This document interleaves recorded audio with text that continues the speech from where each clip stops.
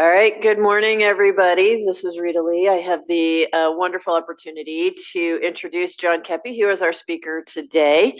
John joined the division about 12 or 13 years ago after seeing the light and moving from his infectious disease background. But we're very fortunate to have him speaking with us today on COVID-19. Where are we and what does it mean? And I will just tell you, it's awesome to have him as an office mate. So without further ado. Thank you, Rita. All right, so thanks for being here in person or online. So I'm going to try to update us on where we are in the pandemic and try to present the data and give you my interpretation on what it means. In many cases, it's not totally clear as to what it means, but I'll give you my point of view and you can share it. And hopefully I've not offended anyone with that, given the state of the world. So I have no disclosures. I want to talk about vaccines and variants and where do we stand. Talk about treatment for COVID-19, what works. And then I want to spend a little time on masks. The mask mandates are over, but if we get a new really virulent variant, they could come back. And also there was a Cochrane review published January 2023 that generated considerable press coverage. I want to go over that. And that will lead us to the epidemiology. So we'll present the epidemiology a little later after all that. And then I want to spend a little bit of time on long COVID talking about what we actually know, which is why it'll just be a little bit of time. But so let's move forward. So vaccines, I know when vaccines first became available at the end of 2020, it really seemed like the light at the end of the tunnel, that we were finally going to be out of this. Some of that light, unfortunately, was the Omicron train heading our way. But even with that, the vaccines have made a huge difference and gotten us to a much better place than we were at the end of 2020. So before we talk about vaccines, I want to talk about one of the first therapies we had that actually worked, which were the monoclonal antibodies, bamlanivimab being just one of them. And monoclonal antibodies, as the name implies, they're monoclonal. They're all exactly the same. If you infuse bamlanivimab, every antibody is exactly the same.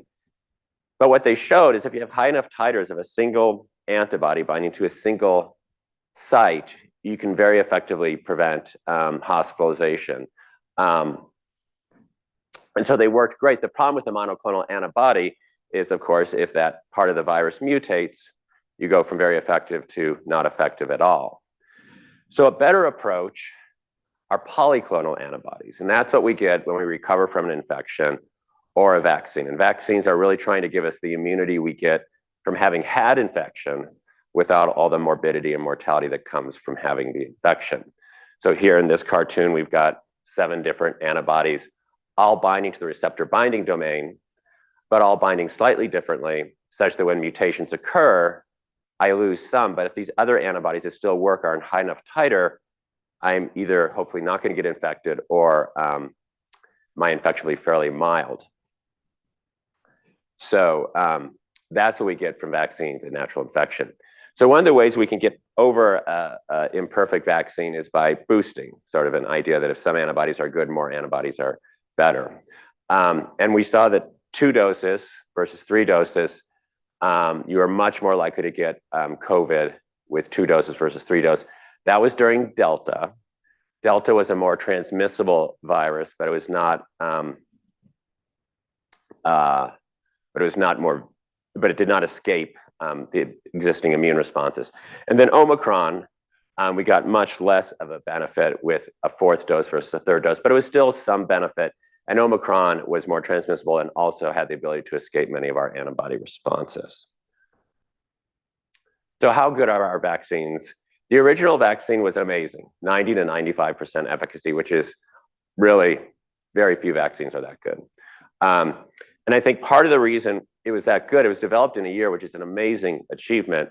But I think part of the reason it was so effective when it came out at the end of 2020 is that during 2020, none of us had really any immunity to put on a selective pressure on the virus. So those mutations that could escape antibodies, had they existed, were, I'm sure, occurring, but there was no immunity to select for them.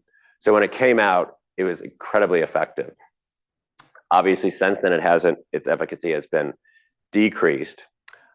In September 2022, we came out with a bivalent vaccine that was the original plus one targeting Omicron subvariants BA4 and BA5.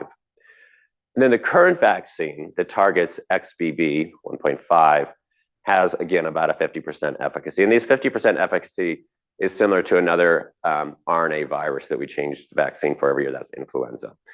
So this is kind of probably where we are in the future, 50% efficacy. It's Paul. Preventing infection, yeah. So I'll show it in a minute. It's much better at preventing hospitalization and death. So even if you don't prevent infection, the vaccine, you're much less likely to get the really bad stuff. So yeah, so this is just infection. So I want to talk about the variants a little. This is, so it was June of 2023, the FDA said, okay, we need an updated vaccine that just targets what's circulating. At that time, it was XBB. So at that time in June, when they said this, XBB was 89% of circulating virus. By September, when it came out, XBB was 46% of circulating virus. And these different colors are different variant strains, all Omicron subvariants. And currently, XBB is not among the circulating variants. So the virus is changing incredibly fast. In large part, I don't think it's not mutating any faster, but now that we have immunity, which is great, those variants, there's a real selective pressure being put on it. And that 50% is probably, back here when it wasn't all this JN1. But as best we know, it's close to 50%. We really don't know. We'll find out after the fact, just like everything else, how good it is. So, all right. So to Paul's point, how good are the vaccines at preventing the bad stuff? So November 2021, you were 2.4 less likely to get COVID, 12.6 less likely to be hospitalized, and 12.8 less likely to die. We aren't tracking the total daily number of cases. This is from the Colorado Department of Public Health, so we don't have that anymore. But you're still about, not as good, but still 3.5-fold less likely to be hospitalized if you've been vaccinated, and still 12-fold less likely to die. So the vaccine, even if it doesn't prevent infection, tends to prevent the very bad infections. The other thing that's going on, I'm sure you've noticed, is people are really tired of COVID vaccines. So if we look at the original, at age over 65, about 95% of people completed the primary series. There was a lot of excitement. People were really ready to get the vaccine. Only 40% of people over 65 have gotten the updated XBB vaccine. And that's more, I think, than just the usual vaccine hesitancy. If we look at influenza, over 65, 73% of people have gotten the influenza vaccine. So I think this is more than just the usual vaccine. People are tired of COVID vaccines. They don't trust them. So it's the usual vaccine hesitancy plus something about COVID and the tiredness of COVID vaccines. I want to talk briefly about vaccine adverse events. This, I think, is the best study. They basically took 800 and some thousand people who were vaccinated, matched them with people who were unvaccinated and did not have COVID, and looked for how often side effects occurred. They then took 173,000 unvaccinated who got the infection, the SARS-CoV-2 infection, and matched them with unvaccinated, uninfected controls. So it's a bit of a busy slide. But if you look at the ones that are in bold, those are the ones that are statistically significant. And you only see a few for vaccination. Lymphadenopathy, that's just the immune system doing what it's supposed to, but they include it as a side effect. Herpes zoster probably is real. There probably is something about the vaccine that may lead to some activation of latent HSV. The appendicitis hasn't been shown in other studies to be real. And then the only other one is myocarditis. But if you look at how likely you already get it, if you actually get the infection, it's about 4-fold more likely. Something myocardial infarction, not with the vaccine, but you are with the infection. Pretty much everything is worse with infection than with the vaccine. So the vaccine, I think, is doing a good job of not complication-free, but certainly giving us the immunity we want with far fewer of the complications than you get from natural immunity. So vaccine recommendations, if you're non-immunocompromised under the age of 65, just get the current vaccine, the XBB COVID vaccine, and you're up to date. Just recently, the CDC recommended people over 65 get a second XBB vaccine. A little more complicated if you're immunocompromised. If you receive 2 doses, just get one of the XBB. If you've had 1 dose, then 1 to 2 of the XBB. And if you've never received any, you probably don't want any. But if you have never received any, then it's 2 to 3 of the XBB. Yeah.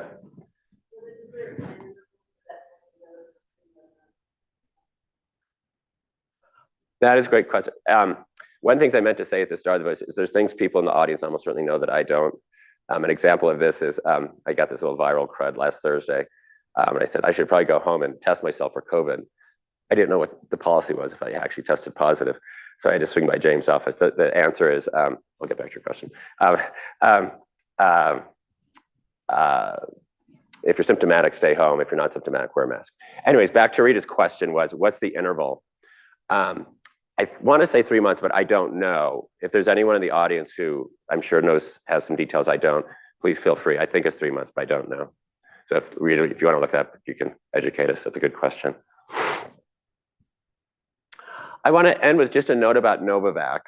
So Novavax is, it took a long time to get licensed, but it's a traditional subunit vaccine. So hepatitis B, pneumococcal, Shingrix, Tdap. If you've had any of those, you've had a protein subunit vaccine.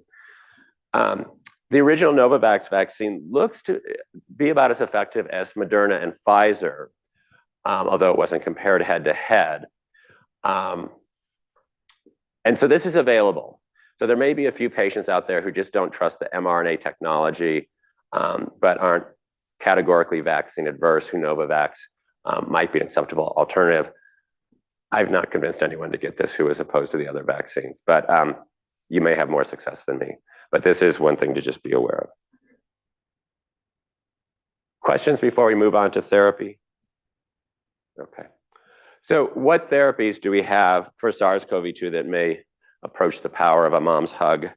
So let's start with the one you've almost certainly all used multiple times, Paxlovid, which is nirmatrelvir plus ritonavir. Nirmatrelvir is a protease inhibitor, so viruses like SARS-CoV-2. Oh, go ahead. A lot of pharmacies carry it. You can go to Vaccine Finder. If you just do Google Vaccine Finder, it's a pretty good link, and you can. We don't carry it in clinic now, unfortunately.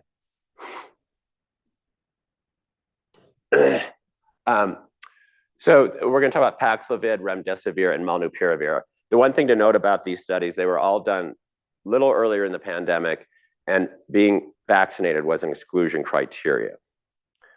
So nirmatrelvir is a protease inhibitor. So again, the SARS-CoV-2 virus will translate its entire genome into a single protein that then gets broken down into individual functional proteins and by the protease. And so blocking that with the protease inhibitor, the nirmatrelvir, is how it works. Ritonavir is an old HIV protease inhibitor we don't use to treat viruses anymore, but it's a really good inhibitor of cytochrome P450 pathways. So where there's a lot of first pass metabolism, and that's what it's for here. But of course, a lot of things go through P450, so there's lots of drug interactions. If we look at the entire cohort, this is a pretty good drug. Number needed to treat in the entire cohort was 18. That's pretty darn good to prevent hospitalization or death.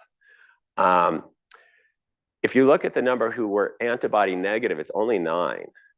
If you look at the number of antibody positive, which is the vast, vast majority of us now, it's much less. You have to treat 77 patients, so the absolute benefit is a lot less now that most of us have some immunity to it. Remdesivir, this was studied up to 7 days and looked quite good. Hospitalization of death, number needed to treat 22, which is really quite good. But it is a 3 days of trip to the infusion center. For that reason, I've not used this. I think some of you have, so please share your experiences if you have. And then the third one is molnupiravir. And I want to start with an apology, because I think in the past I said this is a protease inhibitor. That's wrong, and I apologize. I'm not sure how I got that screwed up. It's actually a nucleoside analog that causes mutations, fatal mutations in the virus. And nucleoside analogs are not new. Well, let's just look at the data first. So the entire cohort did not look as powerful. If you're antibody negative, looked much better. And if you were antibody positive, it didn't show any benefit. But the advantage is it's oral, you can do it at home, and there's few drug interactions. So one of the questions that came out, Dr. Fust raised, is very good, and he's actually the one that I realized I was wrong about it, is can molnupiravir cause mutations in our DNA? And nucleoside analogs are nothing new. Acyclovir, ganciclovir, remdesivir, if those of you doing PrEP, Truvada, Descovy, those are all nucleoside analogs that cause chain termination when incorporated. And the idea behind these is our RNA and DNA polymerases are very high fidelity. We can tell real ACTG, or U in the case of RNA, from these sort of mimics, these drug mimics, whereas viruses that have lots of mutations because they're kind of sloppy and not so high fidelity will often incorporate them. This is different though. It doesn't cause change termination, it causes mutations. Going back to these other drugs, the track record is pretty good.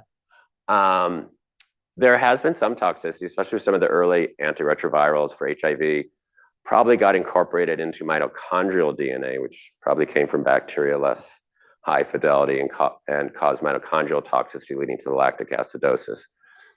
Anyways, so can this cause mutations in our DNA?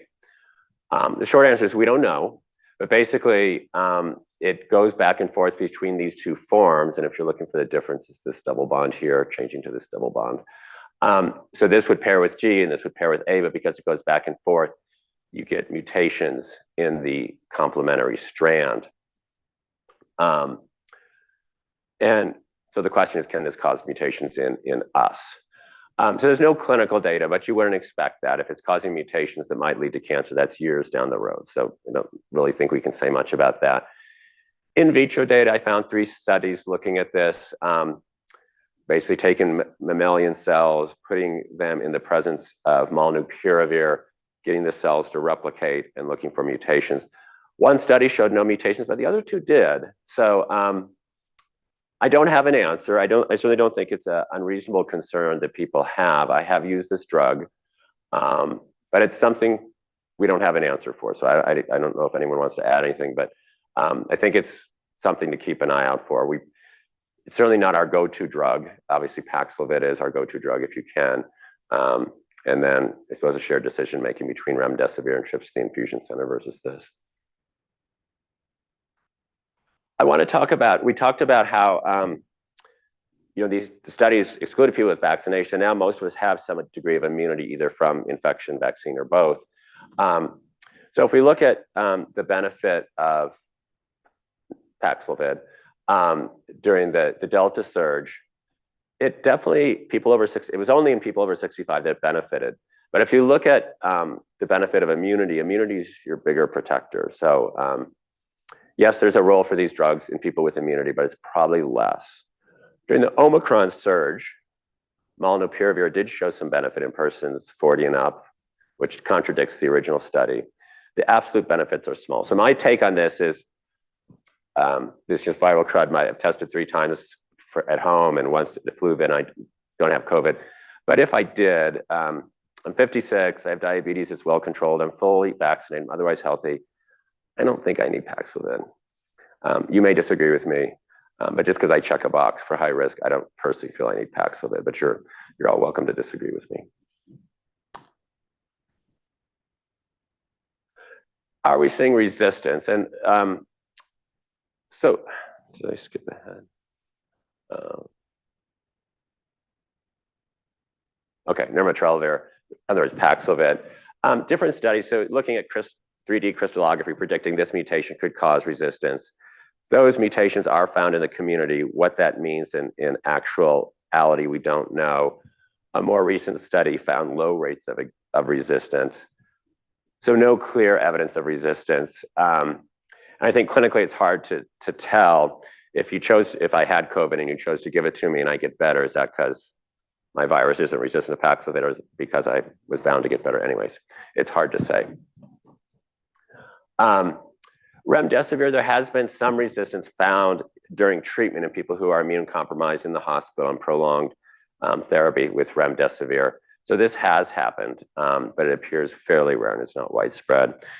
And then molnupiravir, at least a couple of studies have not found any evidence of resistance. So at least at the present time, it doesn't look like there's widespread resistance, but given the rate at which this virus can change, I don't think we should just assume that that couldn't happen. There's two questions in the chat. The first one is there no XBB circulating? Why are we recommending vaccine? So again, going back to the idea, I think we'll need to update the vaccine, number one. But I think going back to the idea that when we get antibody response, we get antibodies to multiple sites. So let's say we get antibodies binding to 10 different sites on the spike protein. When it was XBB, all 10 of those would have bound. Now probably only 5 bind. But those 5 binding that still bind still offer some protection. Next question is currently Paxlovid recommended for all or just greater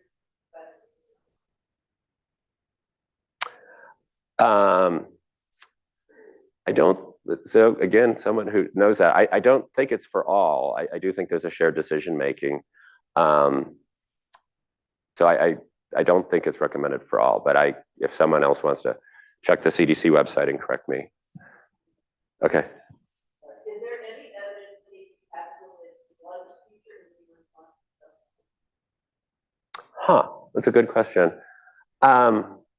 Not that I'm aware, but I've not researched that, so I don't know. There may be data out that I don't know. Okay. Yeah.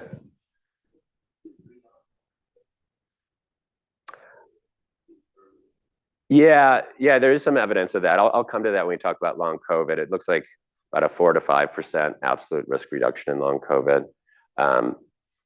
Again, I will come to that. So so I think there's this conflict. I think, someone like me who's probably gonna, if I had COVID, I'm probably gonna recover, but my idea would be at higher risk of long COVID. I think that is an unanswered question.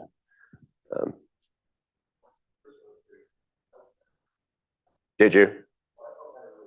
Okay. Yeah, I could be wrong. Okay. Yeah.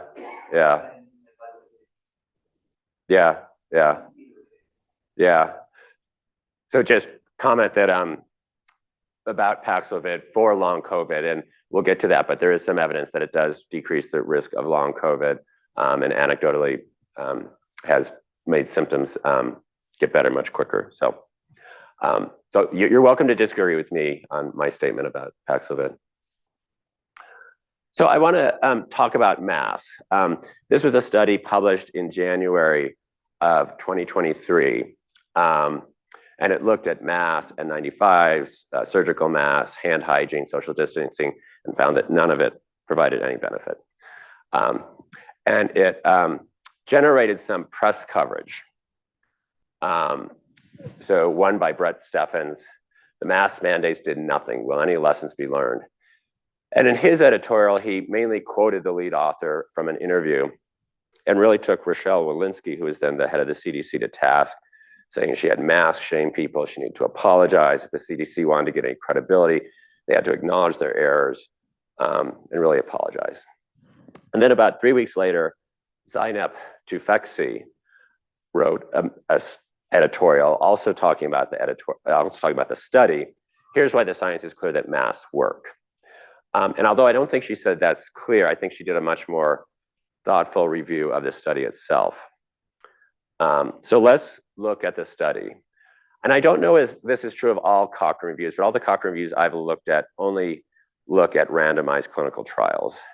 And I think randomized clinical trials are the gold standard when you've got a pill, active pill, and identical placebo. I think when the randomization is you behave this way and you behave this way, all bets are up because we suck at following directions on how to behave. So let's look at these studies. The first thing to note that Zeynep Tufekci pointed out, and she's, I think, spot on, is these 3 studies comprise 80% of the data. So let's look at those 3 studies. The first one done during COVID, 2022, was done in Bangladesh, where they randomized villages to education about masks or not. In villages that were randomized to masks, 50% wore masks, and those not randomized to education, about 15% did. And it reached statistical significance. It wasn't huge, 0.87, but it did reach statistical significance. The next two studies show no benefit. If anything, they trend the other way. But let's look at those studies. The first in 2012 was done in college students living in dorms, and they were randomized to wear masks for 6 hours a day or not. And by report, they wore them for 5 hours a day. I'm a cynic. I don't think they probably wore them that much. But if they truly wore them for 5 hours a day, that's 19 hours where they're around their friends, probably making out. So I don't, so that doesn't show benefit. Well, I don't know what that means. And then the next one in 2020 was done during the Hajj, the annual Muslim pilgrimage to Mecca. And they were randomized to masks or not. In this study, 25% of those randomized to masks wore them, and about 15% not randomized did. Additionally, they were probably outside most of the time, so lower risk. And then at night, they slept in these communal huts or tents with 50 to 150 people in it, and did not show benefit. Incidentally, this is clinical illness, so I don't know what I've got, but I've got some virus. So I would be positive in this study. So what I take issue with is not their risk ratio. They know how to do these calculations better than me. I do take real issue with them calling this moderate certainty. I would call this low certainty, if not very low certainty.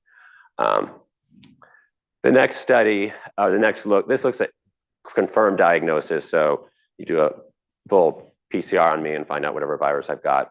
So this is confirmed viral positivity.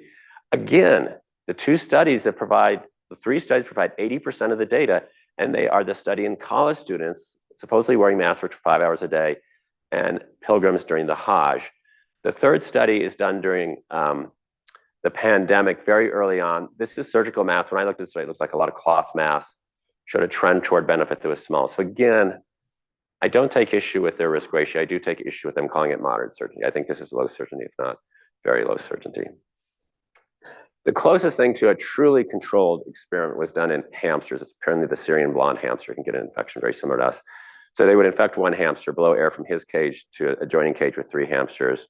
They repeated that several times, and they did the same thing with surgical mask material over the hamster's cage or the uninfected hamster's cage. And about 75% of hamsters with no mask material got infection, about 25% when there's mask material. That's the closest to a truly controlled experiment. It wasn't a huge number, but it did reach statistical significance. We often think of the epidemiology as sort of the weakest form of data, but I'm going to argue it's the strongest here. This is influenza annual. And if you're looking for, so 2019, 2020 was pretty much a normal year because it wasn't until March that we really went into prevention mode. And by that time, the flu season was nearing an end. If we look at the first year we were in full prevention mode, 2021, it's here on the x-axis. There was almost no influenza in 2021 when we had these prevention measures in place. If you look at the next year, we were a little less hardcore, 21, 22, but it's still pretty low.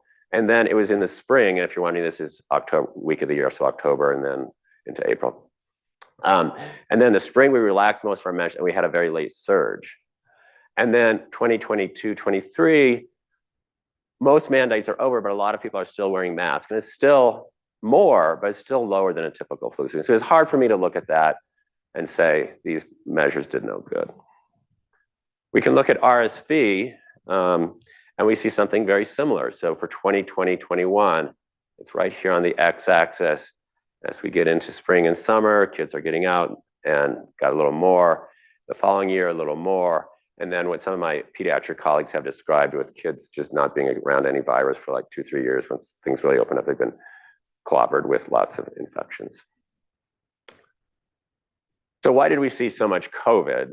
So I think when we started our prevention in March, we did not have much testing early on. You only got tested if you were sick enough to go to the ER. So by that time it was probably pretty widespread. The original strain was probably 2.5-fold more transmissible than typical influenza A. Delta was 1.5 to 2-fold more transmissible than that strain. And then Omicron, 2.5 to almost 4-fold more transmissible than Delta. So an incredibly transmissible virus. The other thing that I think plays a role is the variety of symptoms. So if you get influenza, you pretty much know you got influenza and you're just too sick to even come into work. This can be anything from totally asymptomatic to life-threatening, and that probably also makes it more easy to transmit and be out in the community. So masks, my take. I don't think we have definitive data. I don't think we can say with 100% certainty, but it's very hard for me to look at the dramatic declines in influenza RSV seen while these masks and other mandates were in place. And so I do think the things we did to try and prevent spread did decrease the amount of disease we saw. Question? All right, so it sounds like in some ways I've provided a lot of bad news. The virus is continuing to evolve. Vaccines are less effective than before. Fewer people are getting vaccinated. We aren't seeing a lot of resistance, but we certainly could, and then masks aren't being worn. So, oh my. So let's look at the epidemiology. Because the emergency is over, we don't, go ahead. Isn't it possible that mask wearing during COVID or less hand washing, et cetera, if that is the case? That is possible. Yeah, I think that is possible. Yeah, I don't think we can say for sure because all preventive measures were in place, hand hygiene, social distancing. Probably the biggest one was doing everything by Zoom. If you just aren't even in the same building, it's pretty hard to transmit. So I don't think we can say definitively it was the mask. I think that is possible. That could play a role for sure. And I need to remind myself to repeat the question. The question was, is it possible that mask wearing promoted other interventions like hand hygiene, social distancing that led to decreased spread? Sorry about that. So we aren't testing, so we don't, because the emergency is over, we don't have the total number of infections to present, but we do have a surrogate for that, which is test positivity. And according to Johns Hopkins, they would say a 5% test positivity rate is high and indicates a lot of circulating virus. And we're at about 9.4 in reference lab test positivity. So that would suggest there's a fair amount of virus still being circulated in the community.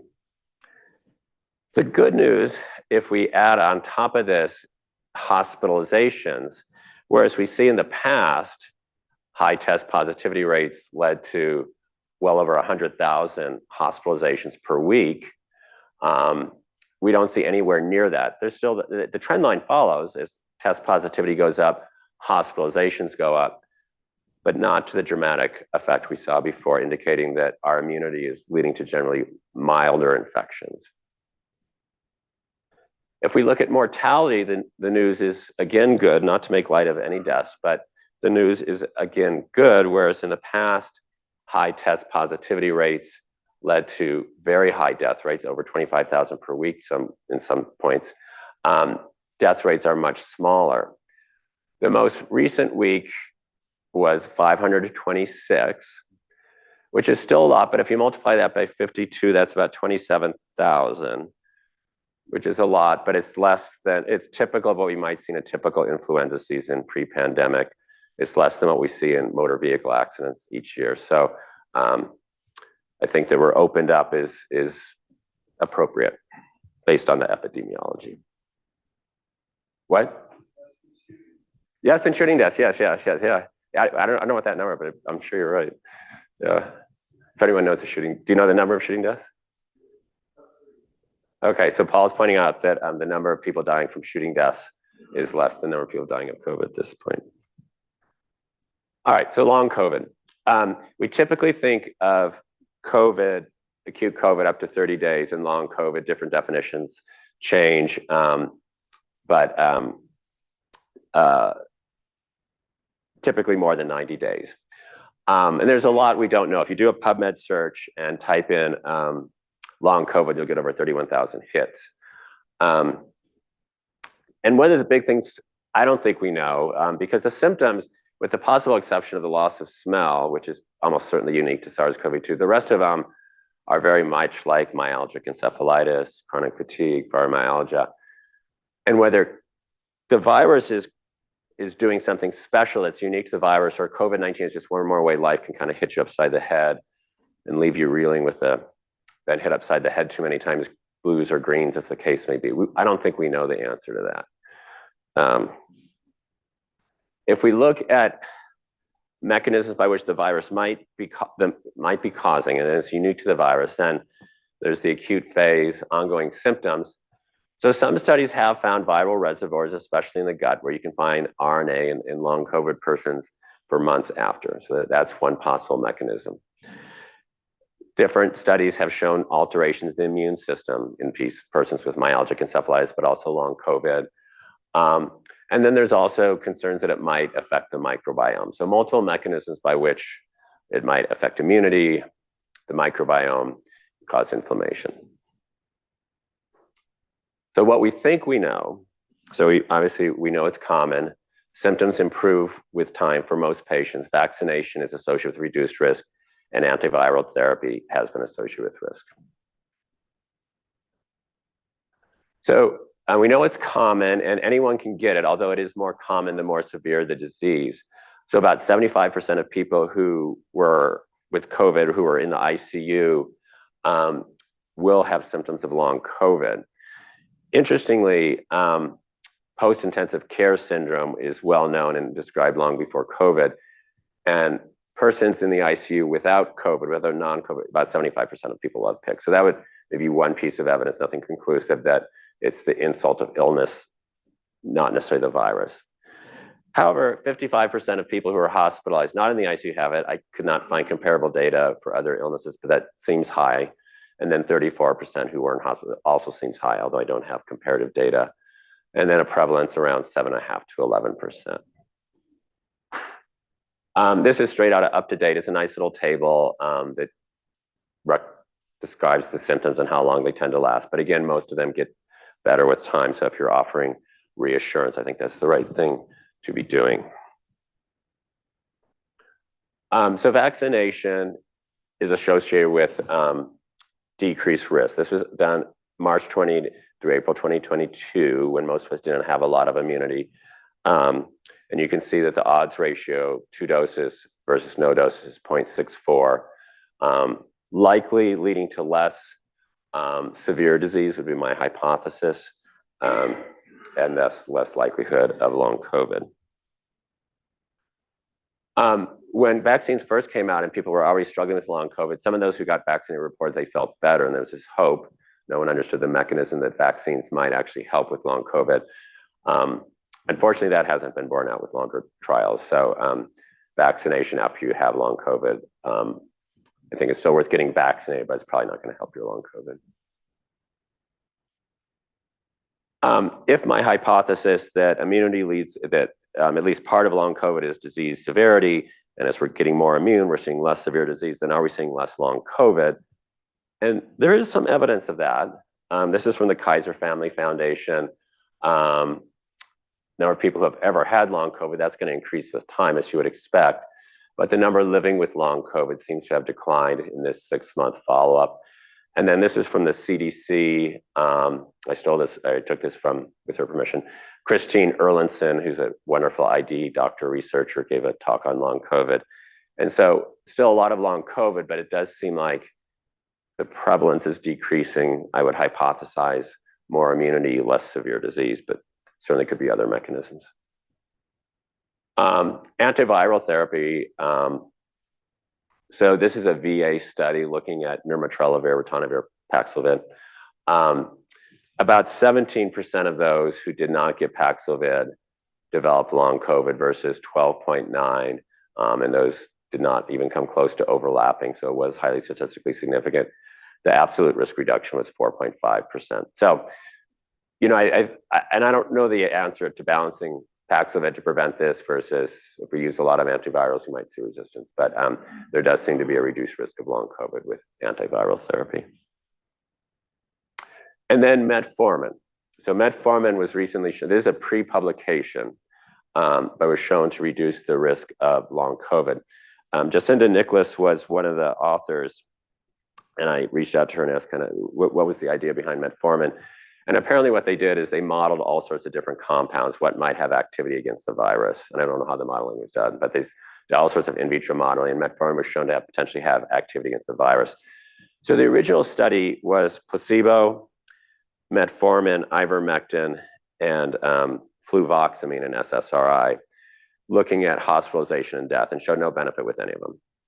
But with additional follow-up, metformin showed benefit for long COVID, Ivermectin, thankfully, did not, and neither did fluvoxamine. So my own personal take, feel free to disagree because I don't have the answer. It was a 14-day course that they started at 500 once a day and quickly titrated up to 1,000 in the evening and 500 at morning. My own take on this, I could be all wrong, is that we tried so many different things that if you look at 1,000 endpoints, eventually something's going to be statistically significant through chance alone. The authors hypothesis maybe there's an anti-inflammatory property. I probably wouldn't pick metformin for anti-inflammatory properties, but maybe. And they notice it's a safe drug, which it is, but I don't think it's a particularly well-tolerated drug. So I would be hesitant to use this unless another study comes out and confirms these findings. So long COVID, I'm sure this is what you're doing. Rule out the other causes. Are they hypothyroid? Are they anemic? Check, acknowledge their symptoms, excess expectations, physical therapy, social work, mental health counseling, all the things you've done for myalgic encephalitis and chronic fatigue type things. We do have a long COVID clinic. This is a slide from Christine Erlinson. Sarah Jolly is the lead of it. They have a multidisciplinary team. I've not referred a lot of people here just because I don't think any of us really have the answers, but I do think, if you're getting My Health Connections each day and sometimes just hearing the same message from the specialist can be helpful. But this is certainly a good resource for those patients who are really struggling with long COVID. There are also clinical trials going on. Sometimes patients, I think, like the feeling that they're contributing by taking part in a clinical trial. And certainly there's a lot we don't know, so clinical trials are important. There's also a slide from Christine Erlinson. And so one of the trials we're looking at Paxlovid for that possible viral reservoir for 25 days, 15 versus control. So lots of different trials looking at different things. So if you have someone who might be interested or you want to refer, those are and then here's the contacts if you're interested in this. All right. So where are we and what does it mean? Sort of my conclusions.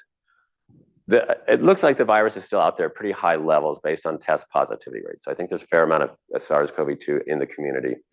The good news is we're seeing far fewer serious infections. Thus, this sort of evolutionary arms race, I think our immune systems are slowly winning the battle, although I guess from a viral standpoint, if you can transmit, it's not a bad thing for the virus either. But with ongoing mutations, we could see another thing like when we saw with Omicron, where it was just a whole new virus that escaped immune response and was more transmissible. So I don't think we can rule out that this will be the trend going forward. Hopefully it will be, but we'll see.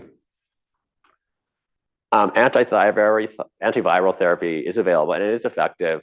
The setting of good immunity benefit is less, but how this balances with preventing long COVID, I think is unclear. I certainly don't think you're wrong prescribing it, but I just don't know the answer in balancing these two things. Much remains about long COVID, remains unknown. In addition to the usual supportive care, there's a long COVID clinic as well as ongoing clinical trials for long COVID. With that, I'll take questions, comments, disagreements, rebuttals.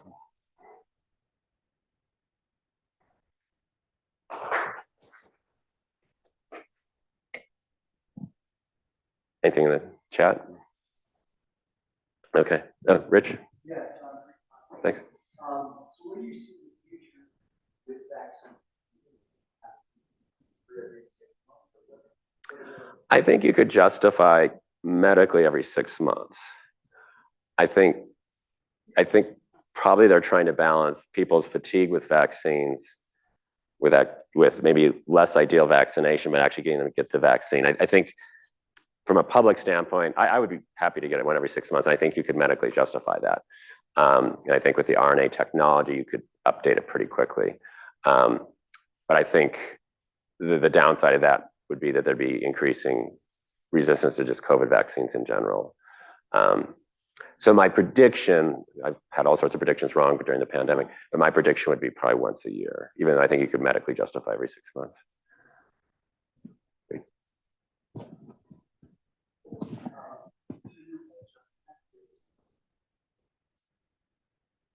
In terms of vaccinating? I'm typically saying 3 months, which I think is what this.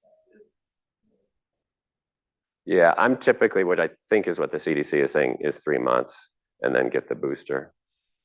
Yeah.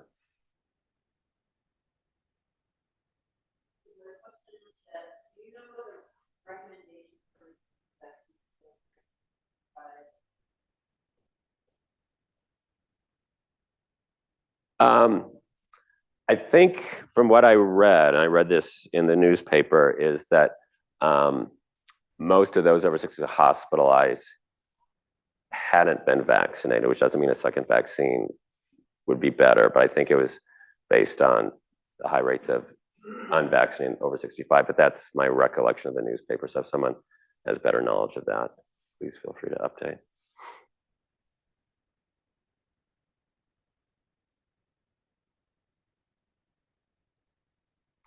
Right, yeah, right. Thank you.